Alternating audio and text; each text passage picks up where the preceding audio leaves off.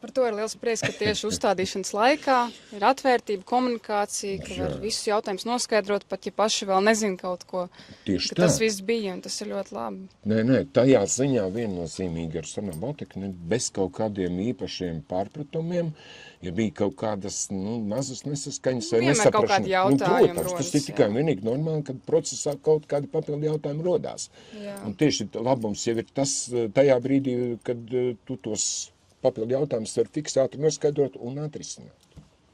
Tas jau ir rādītājs. Ka neko tā zem paklāja nepaslauga, bet visu noskaidro līdz mums galam kārtīgi. Mums taču nav nekas zem paklāja paslaucīts. Mums ir galds.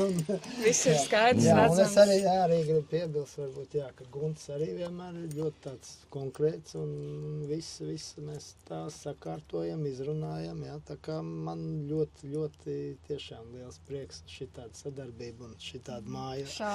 Ar šitādiem brīnišķīgiem iedzīvotājiem, šitādiem dzīvniekiem, kas te dzīvo. Sunīši, kaķīši, sildās visi. Tā kā ļoti tiešām veiksmīgs ļoti pasākums.